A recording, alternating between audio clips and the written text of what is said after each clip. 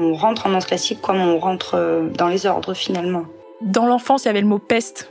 Il y a un de mes profs qui m'a jeté une chaise en plein cours. C'est la rencontre avec la discipline, quoi. Et tout ce que je peux dire quand on me demande ce qui se passe, c'est que je le déteste.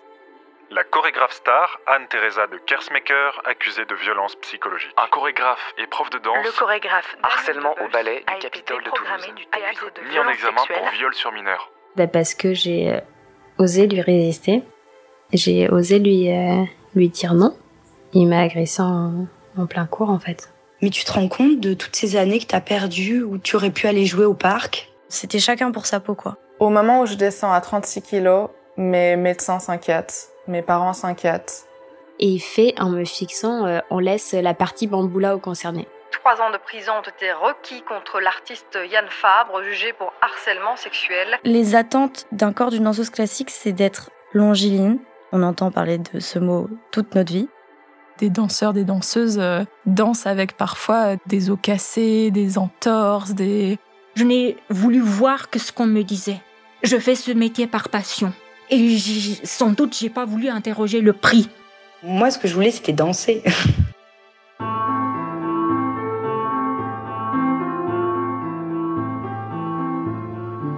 Accord perdu, épisode 6.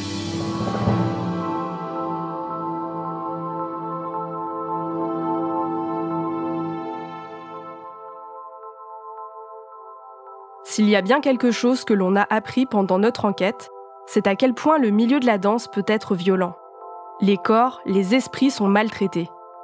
On pourrait largement comprendre l'envie de se détourner de cet art.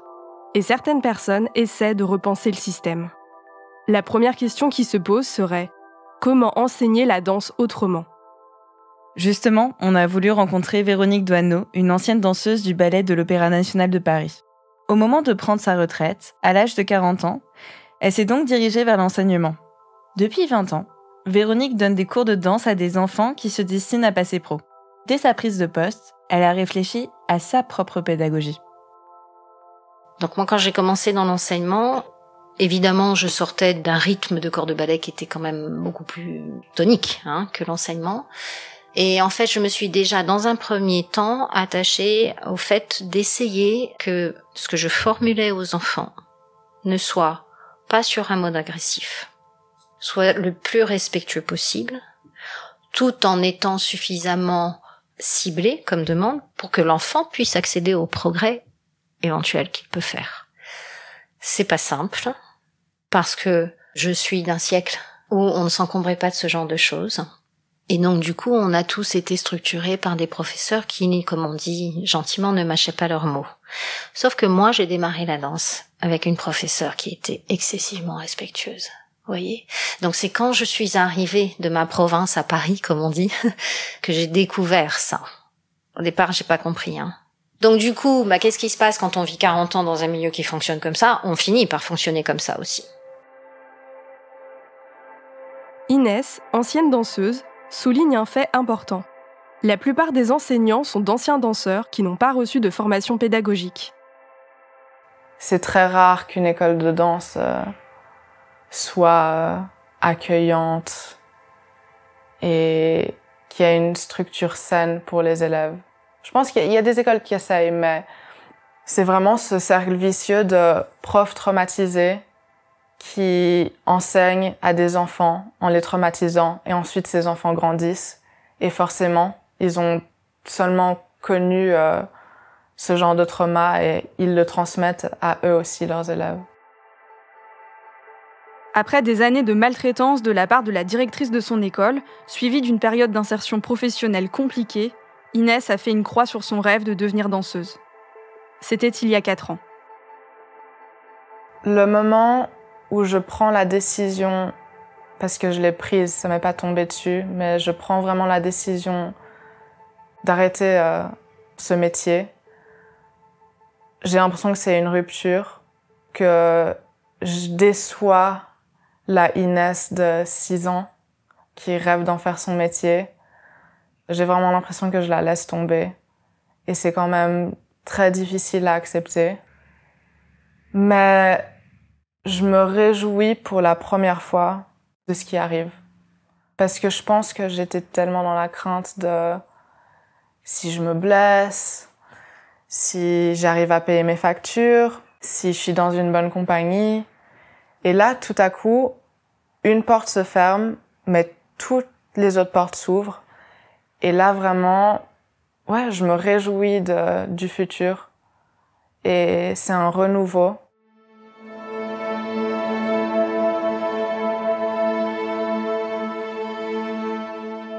Si Inès a fait le choix d'arrêter complètement la danse, d'autres persistent dans cette voie tout en essayant de changer de méthode. Comme Marie, 24 ans, qui donne des cours de danse à des enfants et des adultes depuis 2 ans. J'essaye de pas reproduire ce que j'ai pas aimé pendant ma formation. J'essaye de pas demander aux élèves cette rigueur énorme que je trouve pas forcément nécessaire en danse classique. Moi, mes cours, ils sont absolument pas silencieux. Les élèves, s'ils sont pas bien, ils sont pas bien. Moi, un truc qu'on m'a dit, c'est les problèmes, c'est dehors, c'est dans le vestiaire. Alors, on est à un cours de danse. Si j'ai des problèmes et que je suis pas bien, je suis pas bien. Je vais pas faire semblant. C'est impossible. Donc voilà, moi je suis dans cette optique-là qu'un élève, c'est avant tout un humain et que je pense qu'on peut très bien danser en ayant des émotions et en rigolant plutôt qu'en restant absolument sérieux et en refoulant ses émotions en fait. Et je me rends compte, par l'expérience que j'ai, même si elle est petite, que mes élèves progressent très très bien et qui prennent de plus en plus de plaisir. Et surtout, j'ai des ados qui au début de l'année sont saoulés d'être en danse classique et qui à la fin de l'année disent à leurs copains-copines « Viens t'inscrire en cours de danse classique ». Moi, il y a quand même un truc qui m'étonne, qui me questionne, c'est le rôle de tes parents là-dedans, parce qu'ils ont été témoins quand même de toutes tes années en cours de danse, donc ils ont bien dû voir qu'il y avait des moments difficiles à vivre. Alors non, ils n'étaient pas vraiment témoins parce que je les coupais de toute cette histoire. Et en fait, comme je disais dans les épisodes précédents, la parole de ma professeure a plus d'importance que la parole de ma propre mère. Et avec du recul, je m'aperçois que c'était une relation vraiment d'emprise entre moi et ma prof. Et donc comme t'étais dans cette relation un peu sous emprise, en fait en quelque sorte t'essayais de protéger à la fois tes parents et ta prof, c'est ça, si je comprends bien. Ouais, c'est totalement ça. En fait, je voulais pas que mes parents interfèrent dans la relation avec ma prof et que mes parents soient au courant de toutes les violences que je subissais.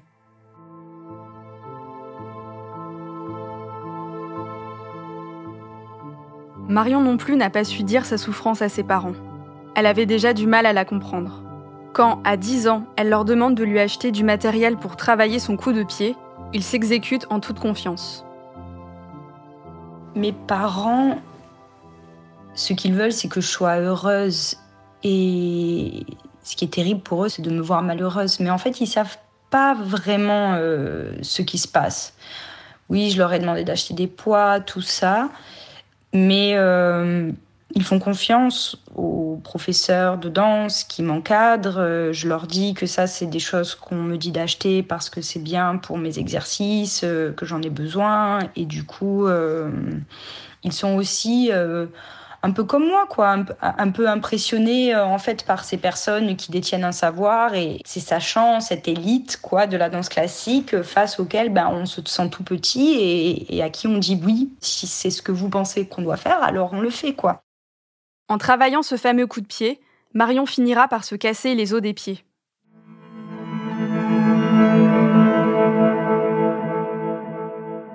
Mieux protéger les enfants passe par la remise en question du cadre sacro-saint et hermétique du cours de danse. Florent Chémol, ancien danseur et psychologue. En danse, c'est comme s'il y avait une toute-puissance de l'enseignant et qu'il y avait, vous voyez, ces filles ou ces garçons pendant 1 an, et on ne sait pas vraiment bien ce qui peut s'y passer. On ne comprend pas l'ambiance de la classe, et ça pourrait être intéressant d'avoir justement une ouverture avec du tiers extérieur qui viendrait voir comment ça se déroule. Parmi les points qu'il serait intéressant d'observer, il y a par exemple la question du consentement. Il faut se rendre compte que dans les cours de danse traditionnels, le prof ajuste les postures en posant sa main sur le corps de l'élève. Il ne lui demande pas s'il peut le toucher, si ce contact lui va. En tout cas, moi, ça se passait comme ça. Le consentement, c'est un aspect primordial pour Marie, aujourd'hui prof de danse. Il y a un truc auquel je fais assez gaffe, c'est comment je je corrige les élèves de manière tactile quand je suis obligée de les toucher pour leur faire comprendre un truc, parce que je peux pas le faire à la parole. Je fais toujours très attention à leur demander leur autorisation et de pas arriver par surprise surtout. Pour Florent Chémol, la recherche du consentement s'incarne avant tout dans l'ouverture à l'autre, à ses besoins, mais aussi à ses limites. Je crois que le problème du consentement, par exemple en danse, mais ça peut être un peu plus large, c'est que normalement, je vais utiliser un anglicisme, mais on devrait savoir read the room. On devrait comprendre quand on arrive dans un périmètre qui est trop proche ou quand on est trop lourd avec un enfant.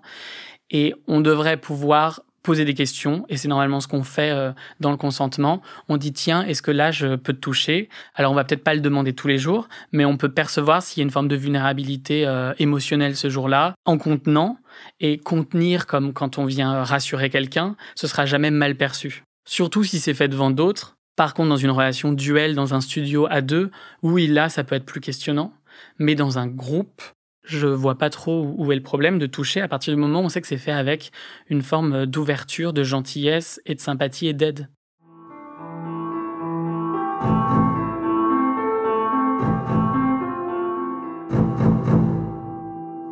Le critique artistique et chercheur en philosophie de l'art Florian Guettet souligne de son côté les vertus du contact, quand ce contact est consenti. C'est d'ailleurs pour lui l'une des grandes richesses de la pratique de la danse. Prendre contact avec quelqu'un, c'est toujours une première façon de prendre conscience de son propre corps. Le toucher, c'est, vous savez, en philosophie, on le considère toujours comme un sens particulier parce qu'il est toujours réciproque. C'est la phénoménologie qui nous a appris ça, mais on ne peut jamais toucher sans être touché en retour. Donc le contact, c'est quelque chose de très important pour la sociabilité, etc. Et pourquoi je vous parle de contact ? Parce que il me semble que mettre une forme d'inhibition à l'endroit du contact, il faut pas toucher. C'est ce qu'on entend le plus chez les enfants. Il ne faut pas toucher, il ne faut pas prendre la main de n'importe qui, tu ne te touches pas toi-même. Il y a plein d'interdits du toucher. Je trouve ça particulièrement dangereux pour la conscience du lien intime et nécessaire qui se noue entre mon propre corps ou mon corps propre et mon environnement, que ce soit l'environnement humain ou l'environnement naturel ou l'environnement artificiel. Et c'est ce qu'on peut entendre parce qu'effectivement, il faut se protéger des agressions, la pédocriminalité, etc. Et évidemment, à aucun moment je ne peux contredire ça. Mais en donnant comme ça l'impression que le corps propre est quelque chose de sacré, qui n'a pas d'entrée, pas de sortie, et qui doit être préservé de tout, on le coupe aussi de son environnement. La question, en tout cas, du consentement dans le milieu de la danse et dans la formation, elle est intéressante. Julie Nioche, danseuse de formation et chorégraphe. Et comment on ne tombe pas non plus dans, en fait, on fait plus aucun contact. Ça va devenir comme dans le milieu médical où, en fait, les médecins, là, j'ai une anecdote, mais il y a quand même une question autour du toucher dans le milieu médical. Et à Nantes, j'ai rencontré une danseuse avec qui on fait, entre autres, ces réseaux-là de personnes de la danse qui sont impliquées dans d'autres milieux que le milieu de la danse, qui a développé un cours Apprendre à toucher à travers les outils de la danse pour des étudiants en médecine de 3e à 6e année. Je trouve ça juste génial. Julie Nioche, en plus d'être chorégraphe, est aussi ostéopathe. Elle s'est formée dès le début de sa carrière de danseuse pour mieux comprendre comment fonctionnait son corps, mais aussi pour expérimenter la danse tout en prenant soin de soi. Julie utilise ses connaissances en ostéopathie et en pratique somatique pour élaborer ses processus de création. Bon, les pratiques somatiques, je vais essayer de vous expliquer ce que c'est. En gros, ce sont des méthodes centrées sur l'apprentissage de la conscience du corps dans l'espace. Et ces méthodes, elles visent à augmenter l'aisance, l'efficacité et le plaisir du mouvement par le développement de la conscience corporelle. On peut dire aussi que c'est un soutien au travail corporel dans le milieu de l'art et la création. J'utilise en fait des concepts de l'ostéopathie, mais aussi des pratiques somatiques. La visée, c'est laquelle ? C'est déjà d'avoir la possibilité pour une équipe à un moment donné d'apprendre tel ou tel concept ostéopathique et ou pratique. La plupart de mes processus de création se font comme ça, avec une notion et d'apprentissage, et d'expérimentation, et de rapport à l'improvisation, et de petit à petit écriture, ensemble. Donc les personnes avec qui je travaille sont auteurs de leurs gestes et autrices de leurs gestes. Et c'est ça aussi qui me paraît vraiment important. L'objectif de la méthode de Julie Nioche est avant tout de donner des outils à son équipe artistique pour qu'elle puisse s'approprier la création. Mais pas uniquement. La danse peut devenir un outil, parmi d'autres, qui peut devenir un petit chaînon dans les pratiques qui peuvent devenir des pratiques de réparation et des pratiques d'autodéfense. Avoir un peu plus conscience de son corps, prendre confiance en son corps, ça va permettre de me poser des limites. Ces limites, elles sont pas juste physiques, elles sont psychiques, émotionnelles, symboliques. Et c'est tout ça qui se travaille, qui se trame. Et tu vois, ce qui a permis de remettre de la douceur et de la bienveillance dans ma pratique de la danse, c'est suite à une hospitalisation, en fait, j'ai découvert les pratiques du yoga et du pilates qui m'ont fait énormément de bien à mon corps, mais aussi à ma tête. Et qui m'ont permis, en fait, de repenser, d'apporter de la douceur dans ma pratique du mouvement. Et ça m'a tellement plu que j'ai décidé, en fait, de la transmettre, ces pratiques, de les enseigner. Et du coup, ça a forcément influencé aussi ma pratique de la danse.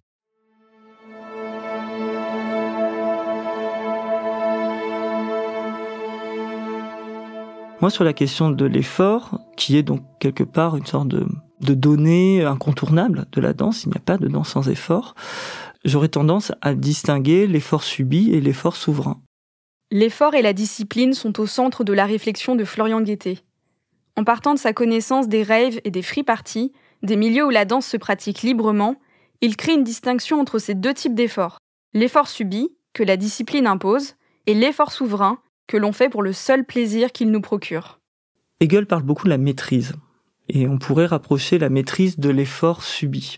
C'est-à-dire qu'il y a un maître, quelque part, quel qu'il soit, qui nous contraint à nous fatiguer. On se fatigue pour quelque chose, dans un but particulier. Et donc, quelque part, là-dedans, on choisit pas tout. C'est en ça que c'est subi. On est plus ou moins aliéné à ça, hein. Il y a des efforts subis petits et puis des efforts plus intenses. Il y a tout un spectre. Mais malgré tout, c'est subi. Et dans nos sociétés, cette maîtrise, elle est plutôt du côté de la performance, de la technique, de la virtuosité, du consumérisme, en tout cas de valeurs comme ça, qui sont aujourd'hui promues, diffusées par l'idéologie néolibérale, qui demandent de la maîtrise de soi. Donc ces efforts subis, ils sont plus ou moins subis, mais ils nous mènent à croire que l'on est maître, et donc on est dans une forme d'économie de nos dépenses, de nos énergies. C'est-à-dire comment on va dépenser nos énergies, et on essaye de faire des comptes. On est dans le calcul. Ce calcul des efforts, on le retrouve bien dans la manière dont les danseuses et les danseurs professionnels gèrent leur vie. C'est-à-dire qu'on parle beaucoup des efforts bruts des danseurs et des danseuses, par exemple, professionnels, mais il y a aussi toute une économie de l'effort du quotidien, c'est-à-dire sur l'alimentation, sur les heures de sommeil, sur les activités qu'on va faire avant, après, comment on chauffe son corps, comment on le refroidit. Il y a toute une économie de l'effort qui dépasse le simple geste dansé, qui est de l'ordre de la maîtrise, qui est vraiment de l'ordre du calcul, qui est de l'ordre de la rationalité capitaliste. À ça, Bataille oppose la souveraineté. La souveraineté, c'est dépenser en pure perte. C'est dépenser son énergie, faire l'effort, mais sans avoir de but, sans que ce soit régulé. Pour lui, c'est l'effort souverain, celui choisi, qui permettrait d'aller vers ce qu'il appelle l'autodiscipline. En fait, c'est pas la discipline en soi qui est mauvaise. C'est le fait que la discipline vienne de quelqu'un d'autre que soi. Et dans l'autodiscipline, il y a cette notion de souveraineté, d'autonomie. C'est-à-dire de choisir ce qui me contraint. La vie est contrainte, enfin, à plein d'endroits, et tant mieux. Enfin, je veux dire, c'est une loi de la vie. On est obligé d'avoir des limites, et on se positionne par rapport à ça. Donc, l'autodiscipline, c'est pouvoir se donner ses propres contraintes. S'écouter soi, c'est la première condition de l'autodiscipline.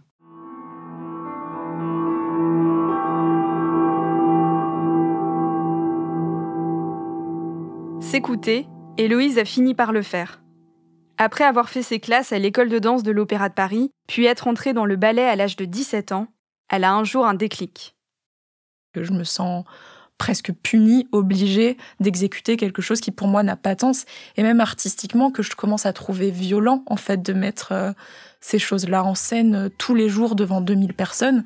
Je me sens en désaccord total avec le fait de faire ça. Et moi, j'ai pas envie d'incarner cette femme-là, j'ai pas envie d'être cette femme-là.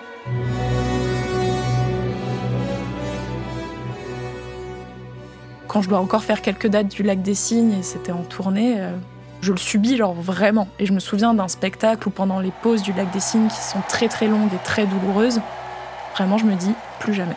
Enfin, c'est un truc que je me dis à moi-même sur scène, et ce spectacle, il a marqué un vrai shift quoi, dans ma vie de je ne veux pas faire ça. C'est fini. En mars 2023, à 26 ans, Héloïse démissionne du ballet de l'Opéra national de Paris. Elle quitte son poste de quadrille, pour lequel elle a tant travaillé depuis ses 8 ans, pour servir de nouvelles ambitions. J'ai envie de pratiquer la danse aussi, moi en tant que créatrice. C'est quelque chose dans lequel je me suis sentie très coupée dans mon cursus de danse, et principalement en rentrant à l'école de danse où on m'a formée à être interprète. Alors que je pense que j'étais une enfant très créative quand j'avais le besoin d'inventer des spectacles, d'écrire des histoires, de tout ça. Et en fait, c'est quelque chose vers lequel j'ai très très envie de revenir, et que je sens cet appel-là. Et qu'en même temps, ça donne beaucoup de sens à ce qu'a été ma formation et ma vie, parce que j'ai appris des trucs incroyables sur le monde du théâtre, la danse, le fait d'être interprète, tout ce que ça représente. Et là-dessus, je suis très reconnaissante et ravie de m'être aussi offert ça. Mais j'ai envie que ce soit maintenant des outils pour raconter les histoires dans lesquelles je crois, et dans des groupes aussi dans lesquels je crois, quoi. Héloïse aborde ici quelque chose qui revient souvent dans la bouche de nos témoins. La nécessité de nouveaux récits et de nouvelles pratiques avec lesquelles on se sent davantage en accord. C'est aussi le cas de Marion. Elle qui a tant souffert des injonctions à la souffrance et au perfectionnisme de la danse classique, elle met en scène avec sa compagnie Unplush des spectacles qui défendent une politique du sensible. Maintenant, ma pratique, elle est construite à partir de recherches en éthologie, donc sur le comportement des animaux, et aussi inspirée des pratiques de narration spéculative. Et du coup, c'est l'idée de travailler à partir d'un humain qui serait étendu, qui serait connecté à d'autres formes de vie. Et comment ces connexions-là lui permettent de ressentir des choses, d'être attentif à des postures, à des sensations, et de pouvoir, à partir de cette sensibilité-là, développer, ouvrir des possibilités narratives qui sont nécessaires pour un futur qui ne serait plus celui des héros ou des héroïnes, mais plutôt un futur qui promeut une politique du sensible, du fragile, de l'attention et de l'empathie.